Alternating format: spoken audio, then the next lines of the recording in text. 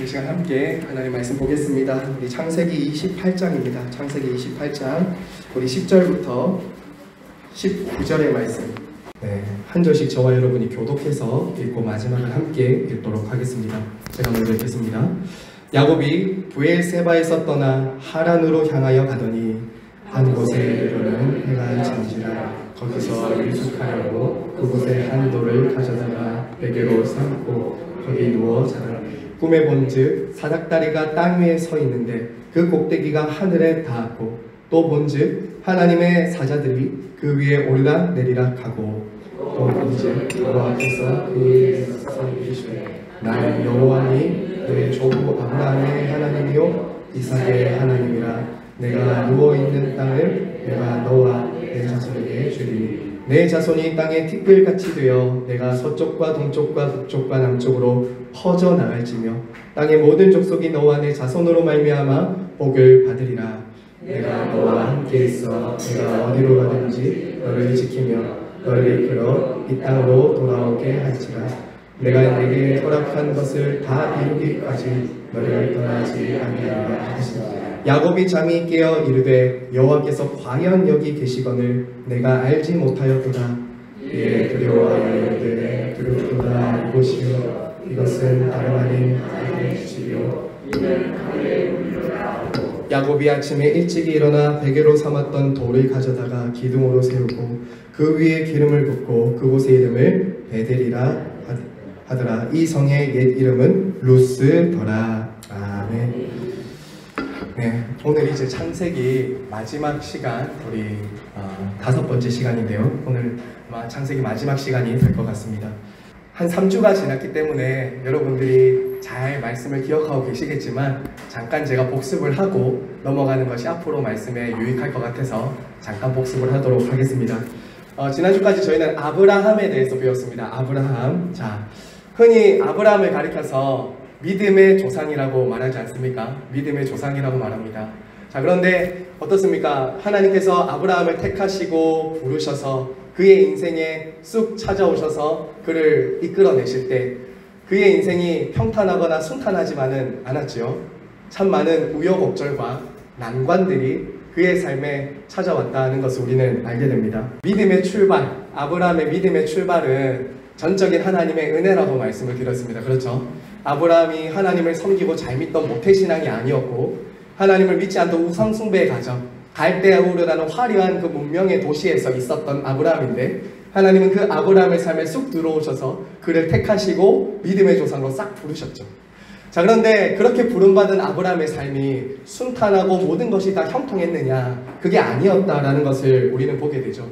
하나님은 그의 삶의 여러 가지 굴곡과 인생의 어려움을 통해서 믿음의 조상으로 완숙한 믿음의 사람이 되기까지 그의 삶을 다루시고 계셨다라는 거죠.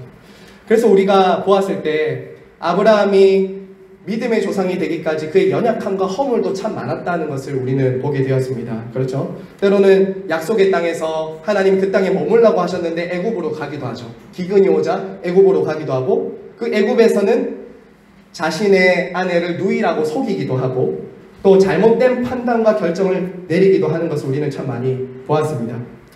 아브라함이 여종 하갈을 통해서 또 아들을 얻으려고 했지 않습니까? 자, 이런 모든 모습들은 어떤 모습을 보여주냐면 아브라함 안에 있었던 여전히 세상적이고 육신적인 모습을 보여주는 것이죠.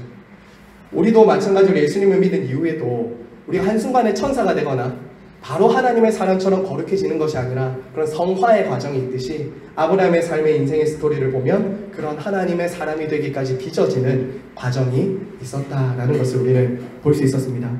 자, 그런데 지난번에 제가 말씀드린 것 중에 강조한 것은 이것이었는데요.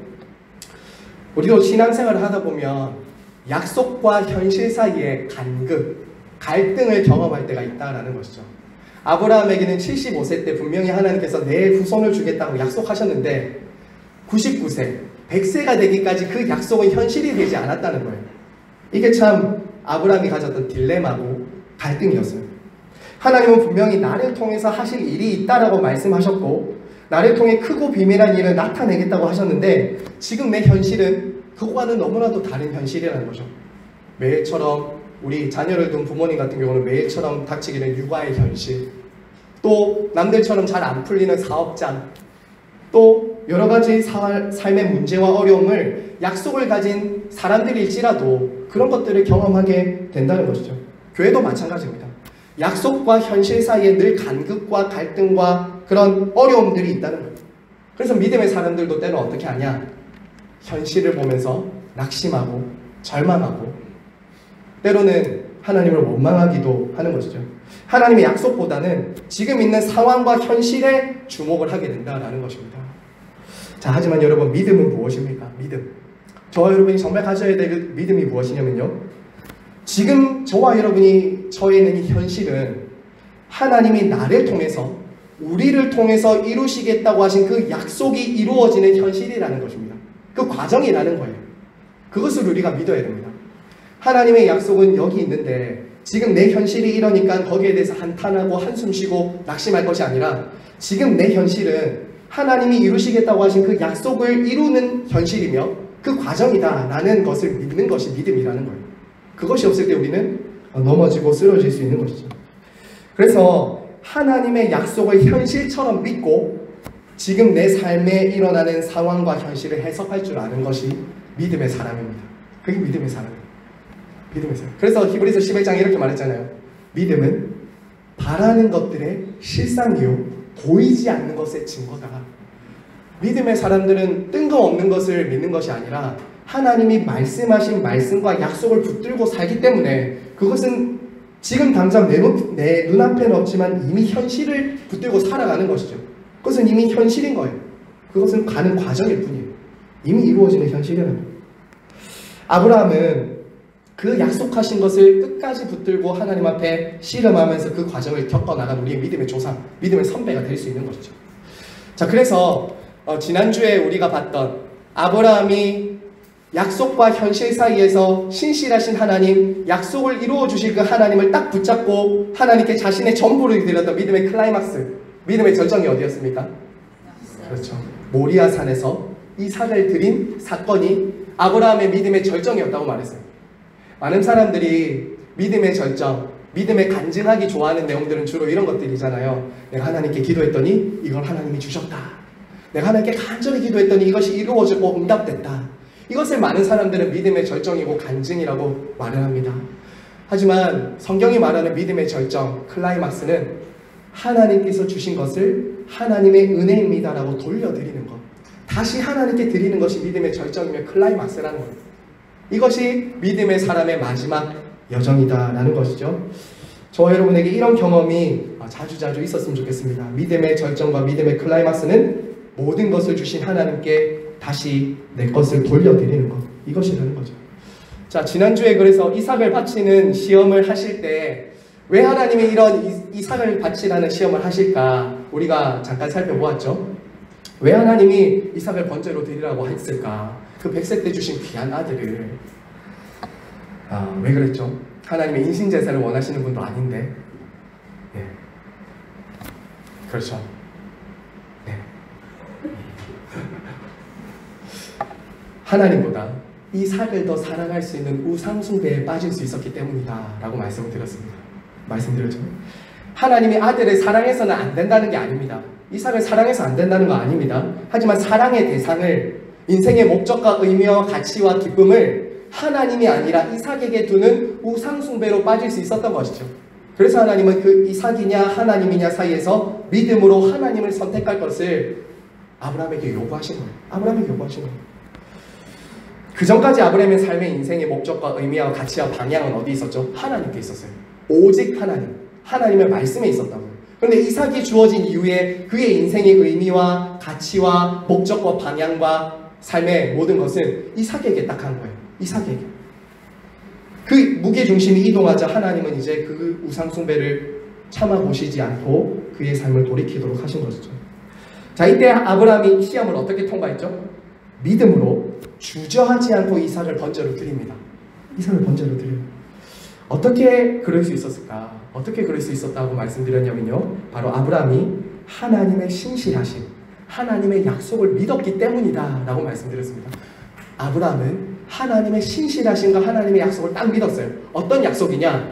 하나님이 이삭을 통해서 내 후손이 내 후손을 줄 것이다라는 약속. 이 아들을 통해서 내 후손이 하늘의 별처럼 바다의 모래처럼 많아질 거라는 그 약속을 믿었기 때문에 하나님께 드린 것이죠. 드린 거예요. 자, 그래서 여러분 믿음은요, 제가 계속 믿음에 대해서 조금 얘기를 나누는데요, 믿음은 날마다 우리의 선택과 결정에서 나타납니다.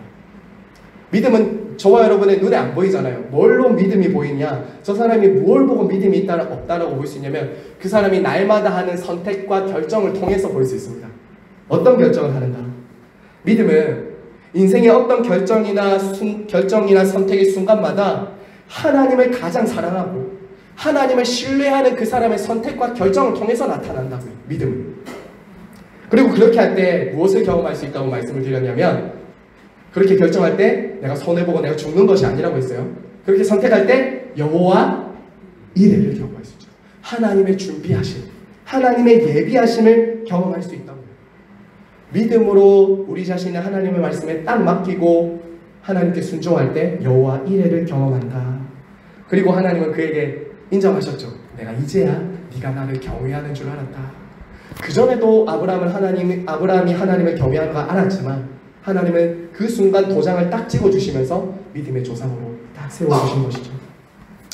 자, 그리고 여기서 우리가 한 가지 더 보아야 될 것에 대해서 말씀드렸는데요. 제가 한 2분 정도만 더 복습을 할게요. 그리스도의 십자가를 예표한다고 했습니다. 아브라함이 이삭을 번제로 드리는 그 모습, 이삭이 아버지께 순종하는 그 모습은 장차 갈보리에서 당신의 아들을 우리의 죄를 대신해서 내어주신 하나님 아버지의 마음, 우리의 죄를 위해서 당신을 스스로 온전히 아버지께 순종하신 예수님의 모습을 딱 보여주는 것이 이 모리아산의 아브라함과 이삭의 이야기다라는 것이죠. 아브라함은 모리아산에서 이삭을 죽이려고 했고 도로 살아서 받았잖아요. 그런데 예수님은, 하나님은 실제로 죽이셨습니다. 실제로 죽이셨어요. 예수님은 골고다 언덕에서 우리의 모든 죄를 대신해서 죽으셨죠.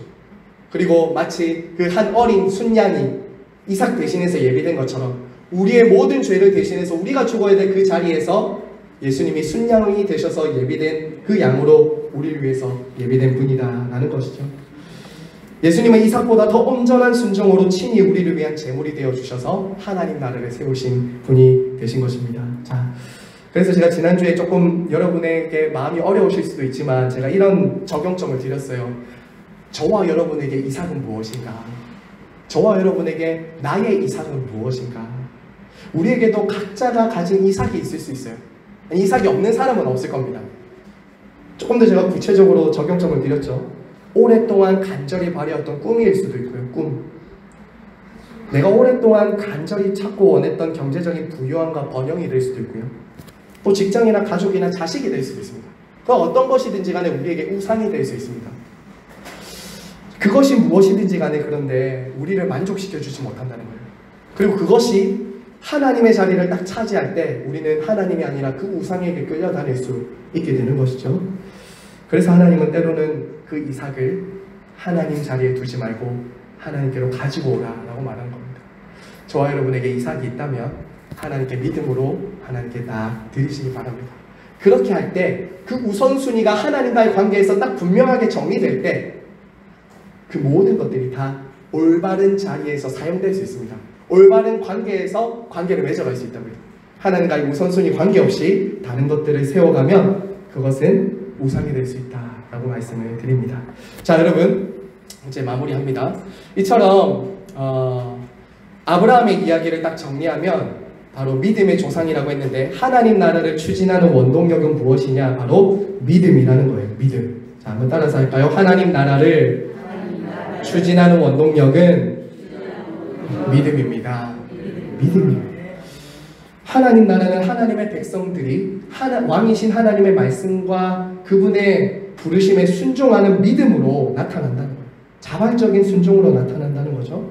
그리고 지금도 하나님 나라는 하나님의 말씀과 예수 그리스도를 믿고 그 믿음의 말씀에 반응하는 사람들을 통해서 하나님 나라는 세워지고 있습니다. 아브라함의 자손들을 통해서요. 자, 이제 오늘입니다. 오늘은 야곱의 이야기를 보겠습니다. 자, 야곱의 이야기. 우리가 하나님께서 이삭에게 두 아이를 주셨어요. 두 아이를 주셨는데 그 이름이 누구죠? 두 아이가 에서와 야곱입니다. 자, 이때 하나님께서는 하나님 나라의 계보를 이어갈 장자로 누구를 선택하셨죠? 야곱을 선택하셨죠. 원래 형제의 순서로 보면은 에서가 맞이 아닙니까? 당연히 에서여야 되는데 하나님은 야곱을 선택하셨어요. 이것은 우리에게 무엇을 보여주냐? 하나님 나라의 주체는 인간의 계획이나 상식이나 생각에 의해서 이루어지지 않는다라는 것을 보여주는 것입니다. 하나님 나라는 인간의 수준이나 계획, 상식을 벗어난다라는 거예요. 자, 여러분, 이것을 제가 지난번에 웨스트민스터 신앙고백서 선택과 유기할 때 잠시 다루었는데요. 이것을 지금 다 다루진 않겠습니다. 그런데 우리가 생각할 때는 당연히 장자를 통해서, 첫째를 통해서 하나님 나라가 이어져야 되는 거 아닌가? 라고 생각할 수 있거든요. 실제로 이삭은 그렇게 하려고 했어요. 하나님이 내가 야곱을 사랑했고 야곱을 택했다라고 말했는데도 이삭은 끊임없이, 아버지 이삭은 야곱에게 축복을 하려고 하죠. 계속 끊임없이. 이삭도 그런 것에 대한 어떤 감각이 무뎌져 있었다는 것을 알 수 있어요. 하지만 하나님 나라의 계보가 야곱을 통해서 이어진다는 것은 무엇을 보여주냐? 바로 하나님의 주권적인 선택과 은혜가 하나님 나라를 이루어간다라는 거예요. 하나님의 주권적인 선택과 은혜. 우리 안에 이유가 없다고요. 한번 생각해 보세요. 야곱이 에서보다 더 나은 사람이라서 하나님을 선택했나요? 아닙니다. 이거 오해하시면 안 됩니다. 물론 나중에 드러나는 증상들을 보면, 그들의 삶을 보면 야곱이 선택받은 자로서의 어떤 그런 증거들이 나타나죠. 에서는 유기될 사람의 증거가 나타난다고 제가 말씀드렸듯이, 하지만 야곱과 에서가 본래 태어난 그들의 순전한 캐릭터를 보면 택함 받을 만한 사람인가요? 아닌가요? 아니에요. 야곱도 선택받을 만한 사람이 아니라고요. 야곱의 이름의 뜻이 무엇이죠? 그렇죠. 발꿈치를 잡은 자, 사기꾼, 거짓말쟁이라고요. 사실 야곱의 삶을 보면요, 그 이름에 걸맞는 삶을 삽니다. 야곱처럼 살아요. 거짓말쟁이, 사기꾼, 굉장히 얄밉기까지 한 그런 모습이에요. 신뢰할 수 없는 사람이라고요. 이런 사람과 약속을 맺을 수 있는 사람이 아니라는 거죠. 하지만 여러분, 성경은 뭐라고 말하냐면 이렇게 말해요. 하나님이 에서는 미워했고 야곱을 사랑했다. 여러분, 이것이 어떻게 들리세요? 저는 이렇게 들렸거든요. 하나님이 에서는 미워했고 야곱은 사랑했다. 저는 이렇게 들렸어요. 이것은 편애나 차별이 아니라 복음이다. 편애나 차별이 아니라 복음이라고요. 저와 여러분을 위한 복음이라고요. 왜 하나님이 야곱을 택했나? 이유가 없어요. 왜 저와 여러분을 택했나? 이유가 없어요. 하나님이 우리를 택하신 것, 그것은 은혜라는 것, 복음이라는 것. 차별이 아니에요. 자격이 없고 허물 많은 야곱 같은 우리의 인생을 하나님이 택하시고 구원하셔서 당신의 뜻을 나타내신다. 이것은 하나님의 놀라운 복음이라는 거죠. 자, 여러분 한번 볼까요? 자, 먼저 야곱을 믿음의 조상으로 딱 이끌어가는 모습을 한번 보겠습니다. 자, 보시면 야곱이 처음 택함받고 부름받았을 때는 그의 모습이 여전히 사기꾼이며 발꿈치를 잡은 자처럼 살아갑니다. 어떻게 살아가죠? 형에게 먼저 팥죽 한 그릇으로 장자권을 빼앗죠. 형이 막 배고프니까 형, 이 죽 주는 대신 그 장자권 나한테 팔아, 이렇게 하잖아요. 그러면 사실은 에서가 진짜 장자권을 중요하게 여기서 뭐라고 해야 돼요? 죽고 싶나? 이것이 그렇게 팥죽 한 그릇에 될 게 아니다, 이렇게 해야 되는데 어떻게 합니까? 야, 배고픈데 이따위 장자권이 무슨 필요하냐? 야, 너 가져, 이렇게 하잖아요. 거기서부터 에서는 벌써 이 유기된 자의 삶을 쭉 살아간다고요. 그렇게 칼을 의지하고 살게 되고. 자, 어쨌든 야곱은 속임수를 통해서, 그렇게 거짓말을 통해서라도 형의 장자권을 빼앗고 싶어 했어요. 또 두 번째, 누구를 속입니까? 아버지를 속이죠. 이제 그 털옷을 입고, 형의 옷을 입고, 이제 아버지가 좋아하는 그 음식을, 아버지가 이제 에서를 축복하려고 할 때 이제 그 맛있는 요리를 해가지고 엄마랑 쑥떡쑥떡 이렇게 뒤에서 막 모이를 해가지고 엄마랑 해가지고 맛있는 음식 가져가잖아요. 이삭은 그것도 모르고 이제 축복하지 않습니까? 이게 바로 야곱의 기질이었어요. 어떻게든 간에 내가 복받고 잘 되는 것을 위해서라면 내가 속이고 도둑질하고 빼앗고, 이런 것이 바로 야곱의 삶이었다는 거죠. 자, 그런데 이제 그 형의 미움을 받고 어떻게 되냐면 바로 고향을 떠나게 되죠. 고향을 떠나게 됩니다. 자, 이때 4번에 보시면 도중에 오늘 저희가 읽었던 이 베델의 사건이 나옵니다. 베델. 자, 이때 하나님을 만나게 돼요. 이때 처음으로 야곱이 하나님을 만나게 됩니다.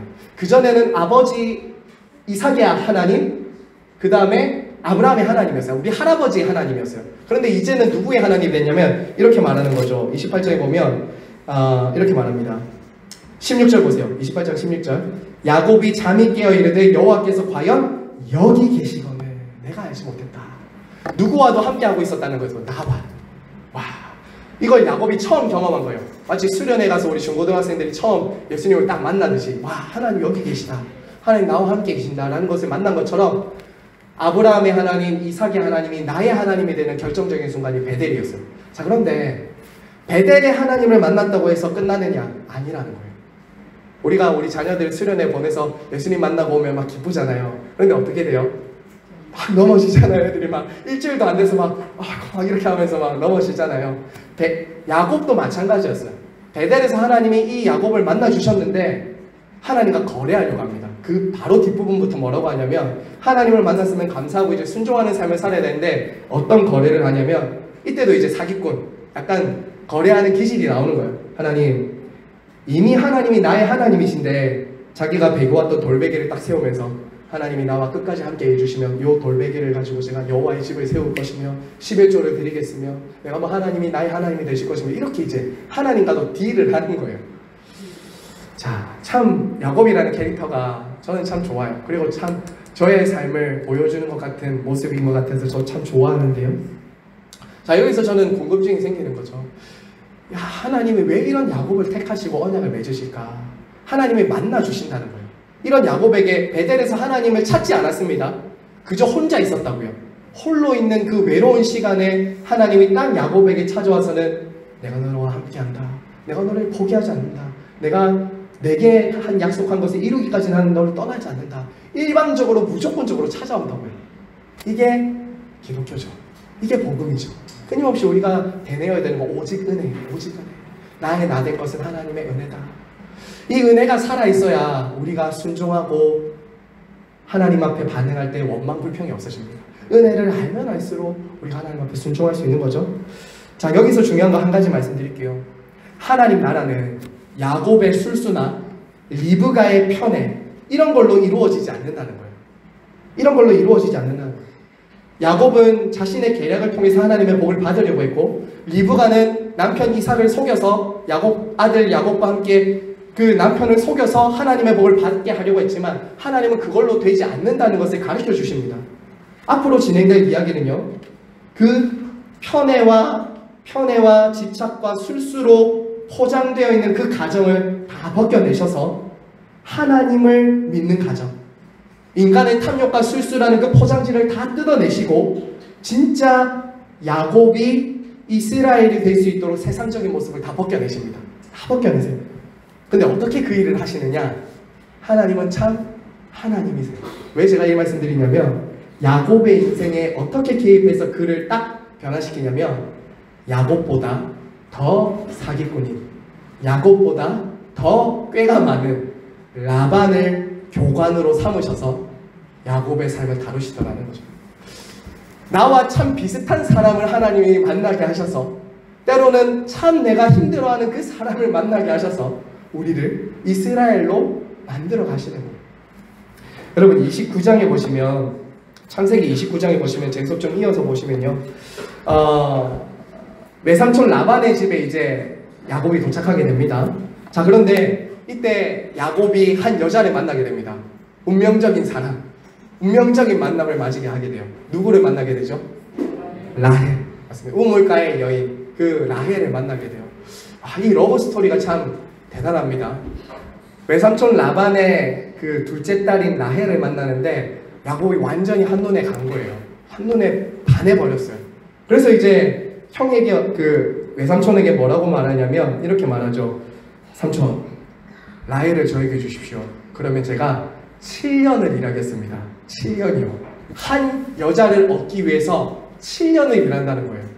여러분, 당시 제가 찾아보니까요, 당시 신부를 데려오는 때 통상적으로 치르는 값보다 4배나 많은 수준이었대요. 4배. 4배나 더 일을 하겠다는 거예요. 와, 그만큼 야곱은 지금 라헬에 대한 극진한 사랑에 빠진 것이죠. 종이 되더라도 7년 동안 내가 종이 되더라도 저 여자를 내가 꼭 가지고 싶다. 자, 그런데 라헬과만 결혼할 수 있다면 나는 행복할 거야. 저 사람을 만나면 내 인생이 회복될 거야 라고 생각을 했지만 어떻게 되죠? 삼촌에게 이용당하죠. 이용당합니다. 7년이 지났습니다. 7년이 지나서 이제 삼촌 라헬을 주십시오. 저 라헬과 결혼하겠습니다 라고 하니까 삼촌이 어떻게 합니까? 그래, 알겠다. 오늘 같이 잔치하고 라헬이 결혼해봐라 이렇게 하고 이제 했는데, 이제 첫날 밤 이제 술에 취해서 이제 첫날 밤 이렇게 지내고 나왔는데 누가 옆에 있었습니까? 레아가 있는 거예요. 그래서 잔뜩 화가 나가지고 이제 아니 삼촌 이렇게 하면 됩니까? 이게 말이 됩니까? 이렇게 하니까 삼촌이 야, 우리 지역의 풍습은 그게 아니고 하면서 이제 7년 더 일하면은 내가 라헬도 줄게. 완전 계약서가 달라졌죠. 이 계약, 우리 계약 바뀐 거 진짜 우리 화나지 않습니까? 우리는 알죠 이거 잘. 말도 너무 잘 바꾸는 거예요 라반이. 야, 우리 지역은 이게 첫째가 결혼해야 둘째도 보낼 수 있다 이러면서 이제 둘째를 위해서라면 7년 더 일해라. 자, 그런데 야, 7년은 더 일하죠. 그만큼 사랑했다는 거예요. 14년을 한 여자를 위해서 종살이 할 만큼 사랑했다는 거예요. 여러분 놀랍지 않습니까? 여러분 여기서 야곱의 문제를 보셔야 됩니다. 야곱의 문제가 뭘까요? 야곱의 문제. 어떻게 이렇게 쉽게 속아 넘어갈 수 있을까요? 14년이나. 억울하지 않습니까? 하지만 여러분 여기서 우리가 기억해야 될 것은 야곱에게 라헬은 단순한 배우자가 아니라 구세주였다는 거예요. 구세주. 그에게 말하면은 아브라함에게 이삭이 있었던 것처럼 야곱에게는 라헬이라는 구세주, 우상이 있었던 거예요. 이 여자만 만나면 만족할 거야. 이 사람만 내게 주어진다면 나는 인생이 회복될 거야. 이런 우상 숭배가 있었다고요. 여러분 한번 생각해 보세요. 아버지에게도 사랑받지 못했죠. 소중한 어머니의 사랑도 잃어버렸어요. 하나님의 사랑과 보호는 더더욱 몰랐습니다. 그러던 중에 아름다운 여자를 봤어요. 그러니까 누구를 통해서 자신의 삶이 만족되고 채워지길 원했겠어요? 저 여자만 얻는다면 내 인생은 회복될 거야. 내 인생은 좋아질 거야. 생각한 거죠. 그런 자신의 인생의 의미를 라헬을 통해서 얻고자 하는 그 마음의 열망 때문에 이 야곱은 스스로 고난의 길을 14년이나 가게 되는 거죠.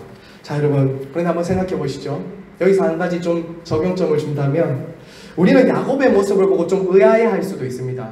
어떻게 이렇게 어리석게 행동하지?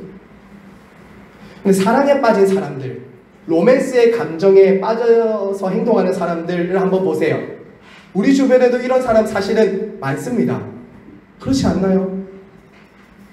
어떤 운명적인 사랑, 로맨스를 통해서 자신의 삶의 의미를 찾으려고 하는 거예요. 매력적인 이성을 통해서 나누는 사랑을 통해서 자신의 삶의 만족과 기쁨을 찾으려고 하죠. 때로는 그 사랑을 위해서라면 어떤 것까지 감수하죠? 내 가정까지도 깨트립니다. 다른 사람의 가정도 다 깨트린다고요. 그러면서 그 사랑하는 어떤 이성이라는 배우자나 혹은 대상을 통해서 내 삶을 딱 채워보고 만족시켜 보려고 하는 것, 이런 것이 지금도 우리 주변에 있다고요. 마치 우물가의 여인처럼 이 남자, 저 남자, 저 사람 해결될 줄 알고, 근데 야곱이 라헬을 통해서 해결됩니까? 안 된다고요. 자고 일어나서 보니까 레아였어요. 이게 우리 인생이라고. 자고 일어나서 라헬인 줄 아는데 레아예요. 이게 우리 인생이라고. 채워지지 않는 겁니다. 오늘날 현대인들도요, 사랑이라는 우상, 사랑이라는 모조품으로 자신의 삶의 문제를 해결하고 달래보려고 해요. 그런데 그것으로 안 되는 걸 많이 경험한다고요. 늘 미련하고 공허하고 해로운 결과를 가져오는 것을 우리 주변에 보지 않습니까? 많이 봐요. 오늘 청년들은요, 쉽게 사람들 이성 간의 그런 잠자리를 허용하기도 합니다. 잠자리를 허용하기도 해요. 왜요? 그것으로 그냥 나의 마음에 맞는 이성과 잠자리를 통해서 나의 삶이 채워지고 만족할 수 있을 줄 알고 그렇게 하는 거예요. 안 되는 거죠. 채워지지 않는 거예요. 결국 야곱은요, 라헬을 우상으로 섬겼기 때문에 수십 년간 집안에 우환이 안 끊어집니다. 무한히 안 끊어져요. 레아의 아들들보다요 라헬의 아들을 더 편애해서 모든 자녀들의 마음의 상처도 주기도 하죠. 자, 여러분, 하나님은 그런 야곱을 어떻게 다루십니까? 그런 야곱을 어떻게 다루세요? 그 집안의 여러 우여곡절들을 제가 지금 다 나눌 수는 없습니다. 시간상 다 나눌 수 없고요. 하나님은 그의 인생의 참된 의미와 가치와 행복을 하나님 안에서 찾을 수 있도록 야복강으로 부르세요. 야복강. 자, 32장으로 좀 넘어가 보시면요. 제가 지금 32장 안 가져왔죠. 오케이. 32장을 보시면요. 자, 드디어 야곱이 진짜 하나님의 사람이 될 수 있는 야복강, 브니엘의 사건이 등장합니다. 이때 비로소 정말 야곱은 나의 하나님을 경험하고 고백하게 됩니다. 자, 여러분, 32장에 보시면요 13절부터 쭉 이야기가 있는데, 자, 여기서 우리가 볼 것은요, 야복 강가에서 야곱이 누구와 씨름합니까? 이제 천사와 씨름하죠. 천사와 씨름하는데, 천사라고 표현된 것은 결국 하나님과 씨름한 것인데, 하나님과 씨름한 이 사건은요 믿음의 진수를 보여주는 겁니다. 믿음의 진수. 자, 어떤 거냐면 이런 거예요. 자, 왜 지금 야곱이 야복 강가에서 하나님 모든 자신의 소유와 아내들과 자식들을 다 먼저 보내고 야복 강가에 혼자 있었습니까? 에서를 만나야 되니까. 그렇죠. 에서를 만나야 돼요. 그런데 에서는 지금 몇 명을 데리고 오고 있죠? 400명. 군사 400명을 데리고, 칼잡이들 400명을 데리고 지금 죽이러 오고 있다고요. 그러니까 야곱에게는 지금 답이 없는 거예요. 야복 강가에서 누구만 지금 붙들어야 됩니까? 자기의 꾀, 자기의 생각, 지금까지 했던 자기의 어떤 노하우, 경험, 아무 소용이 없는 거예요.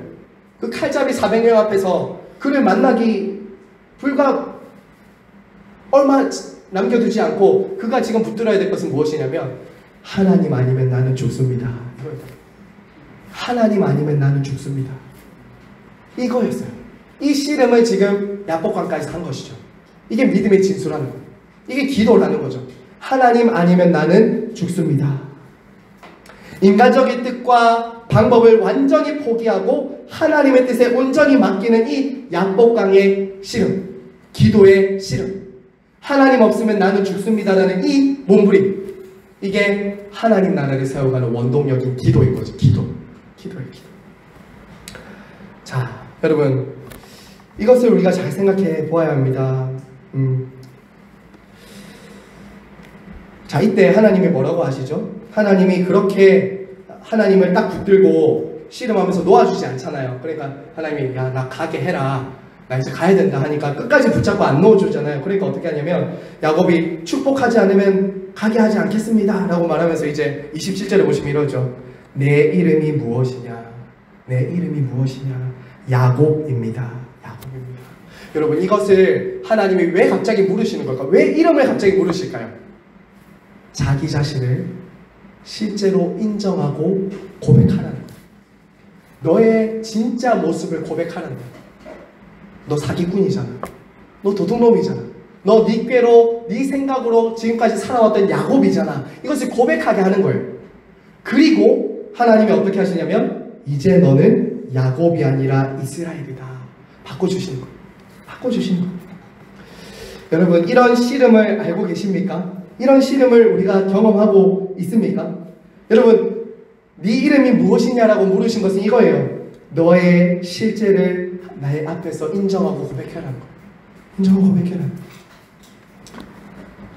그가 자신의 환도뼈를 맞죠. 환도뼈, 이 엉치뼈를 맞지 않습니까? 우리로 치면 오늘날 고관절 이런 거겠죠. 맞고 이제 자신의 이름을 야곱이라고 인정합니다. 자, 근데 여기서 하나님이 주셨던 이름이 뭐냐면 이스라엘이죠. 이스라엘. 이스라엘의 이름의 뜻이 무엇입니까? 하나님과 겨루어 이기었다.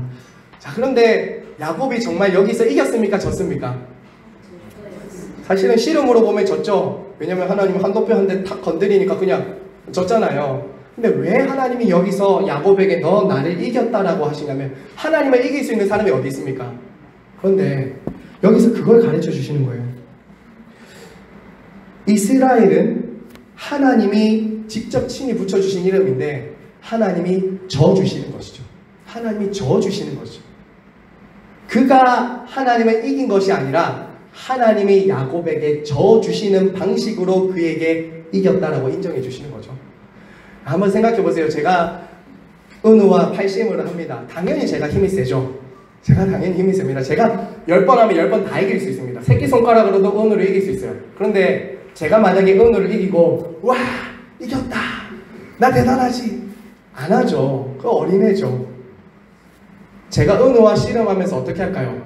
이길까 말까 막 이렇게 막 해주다가 졌다. 이거는 제가 져주는 거죠.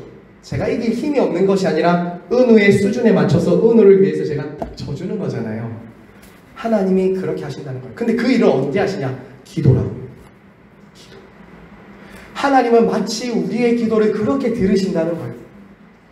저와 여러분의 기도가 남들보다 뭔가 대단해서가 아니라 우리에게 주신 약속을 딱 붙들고 말씀을 가지고 하나님 앞에 끊임없이 주장할 때 하나님은 우리에게 저어주시는 방식으로 우리의 필요를 딱 채워주시면서 우리에게 응답하신다. 이게 믿음의 사람들의 승리의 비결이며 하나님 나라를 세워가는 기도라는 방편이라는 거예요. 너무나도 신나죠. 기도는 그래서 너무나도 신난 거예요. 하나님과 씨름을 딱 하는 힘들고 수고로운 게 있지만 기도를 통해서 하나님께서 우리의 필요와 우리의 소원을 이루어 주시면서 하나님을 이기게 하시는, 너는 나에게 이긴 사람이다 라고 말씀해 주시는 인정을 받는 거죠. 자, 그래서 얼마나 감사한지 몰라요. 기도 순간만큼은 우리가 그래서 뭘 해야 되냐면 야곱처럼 해야 되는 거죠. 나의 욕심, 나의 탐욕, 나의 속임수를 다 내려놓고, 기도의 자리에서만큼은 다 내려놓고 하나님 없으면 나는 죽습니다, 하나님 아니면 저는 안 됩니다 라고 딱 붙드는 것이 기도라는 거예요. 그렇게 할 때 하나님은 우리에게 딱 때가 되었을 때 하나님이 주시는 것이 응답이고 승리인 거죠. 여러분이 이것을 꼭 경험하셨으면 좋겠습니다. 자, 여러분 이스라엘이라는 이름의 뜻이 상징하듯이요, 하나님의 나라의 교회는 하나님께 온전히 순종하고 믿어서 기도를 통해 세상 방식을 다 내려놓는 하나님과만 씨름하는 백성들을 통해서 이루어지는 나라입니다. 하나님 나라는 그런 나라예요. 자, 아무래도 다음 주까지 해야 될 것 같습니다. 야곱까지만 할게요.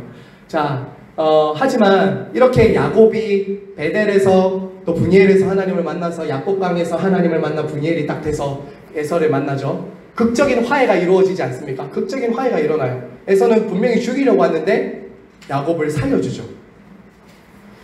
자, 그런데 이 야곱의 가정에는 그렇지만 여전히 어려움은 남아 있었습니다. 오늘 여기까지만 하도록 할게요. 두 가지 문제가 그의 삶의 위기가 닥칩니다. 천국 갈 때까지 참 이런 위기는, 문제는 우리의 삶에 끊이지 않아요. 나중에 창세기 49장에 보면 야곱이 그렇게 말하잖아요. 애굽왕 바로 앞에 만났을 때 험한 세월을 살았습니다 이렇게 고백하잖아요. 제 인생이 험악한 세월을 살았습니다 라고 고백하듯이 야곱의 인생은 하나님을 만난 이후에도 여전히 우여곡절이 많았어요. 그 중에 제일 위기가 두 가지가 있었는데, 두 가지가 뭐냐면, 하나는 딸 디나 사건이에요. 딸 디나가 세겜의 추장의 아들에 의해서 강간을 당하는 사건이 일어납니다. 근데 이 사건은 사실은 단순히 딸의 문제만이 아니었어요. 딸을 통해서 이 히위 족속, 이 세겜 족속이었던 이 하몰의 아들이 이제 통혼을 하자고 합니다. 우리와 너희 사이에 함께 좀 관계를 맺고 통혼하자고 해요. 하지만 이것은 언약 백성들에 대한 유혹이며 거룩을 훼손하는 거였어요. 그래서 사실은 그 디나가 그 땅의 남자들을 보러 가서는 안 됐던 거예요. 출입을 해서는 안 됐던 거예요. 그런데 디나는 그 땅의 남자들을 보시면은 이렇게 하잖아요. 34장 1절에 레아가 야곱에게서 낳은 딸 디나가 그 땅의 딸들을 보러 나갔더니, 아무것도 아닌 것 같지만 이 구절 한 구절에서 언약 백성으로서의 그 정체성과 그 신앙을 떠나서 지금 세상에 있는 것들과 교제를 나누려고 하는 그 거룩성이 훼손되는 것을 보게 되죠. 그래서 하나님은 어떻게 하시냐면요, 이 일 때문에 어떤 일이 일어나냐면, 하나님이 하시기 이전에 시므온과 레위가 가서 모두 다 죽여버리죠. 굉장히 큰 비극적인 그 한 족속의 남자들을 다 살육해버리는, 도육해버리는 일들이 일어납니다. 그래서 하나님은 어떻게 하시냐면요, 35장에 가서는 베델에 가게 하세요. 다시 베델로 올라오게 하세요. 베델에 가서는 제단을 쌓게 하고 가족 모두가 회개의 자리로 나올 수 있도록 하나님은 초대하십니다. 초대하신다고요. 자, 또 하나의 위기가 있는데요. 그것은 바로 밑에 보시면 우리가 다음 주에 보게 될 이 요셉의 삶에 일어나는 일이에요. 첫 번째 위기는 딸 디나가 강간당한 사건. 두 번째는 이 형들이 아버지가 요셉을 편애하는 것을 보고 시기 질투해서 요셉을 애굽에 팔아버리는 이 두 번째 위기가 있는데, 마무리하면서 제가 말씀을 좀 드리고 싶은 것은 저와 여러분이 야곱 같다라는 이런 마음이 여러분이 오늘 이 이야기를 들으시면서 좀 드셨다면, 하나님 앞에서 내가 하나님 아닌 다른 것으로 만족하려고 하는 것은 무엇이 있는가, 나에게 라헬처럼 내가 좀 붙잡고 있고 그것을 통해서 내 인생의 의미와 기쁨을 찾으려고 하고 있는 것은 무엇이 있는가, 우리가 한번 좀 살펴보면 좋겠고요. 또 야곱의 인생을 통해서 정말 그의 삶에 찾아오셔서 그의 삶에 개입하시고 간섭하신 하나님의 은혜를 한 번 더 생각해 보십시오. 그리고 마지막은 그 야복강에서 브니엘의 하나님과 씨름했던 그 씨름이 여전히 내게 있는가. 야복강은 인생의 한순간이라고 저는 생각하지 않습니다. 제게도 야복강에서 씨름했던 것 같은 순간이 제게도 있거든요. 하나님 앞에 가지 않으면 죽을 것 같은 그 순간들이 제 삶에도 있었는데요. 그 순간이 여러 번 있을 것 같아요. 여러 번 앞으로도 있을 것 같고, 저와 여러분도 야복강에서 만난 하나님이 있으시죠? 하나님과 나 사이에 하나님 없으면 죽습니다라고 기도했던 그 무릎과 기도가 다시 회복되고, 다시 기도를 통해 하나님 나라 백성의 그 씨름을 승리하는 저 여러분 모두가 되시길 간절히 바라고 축복합니다.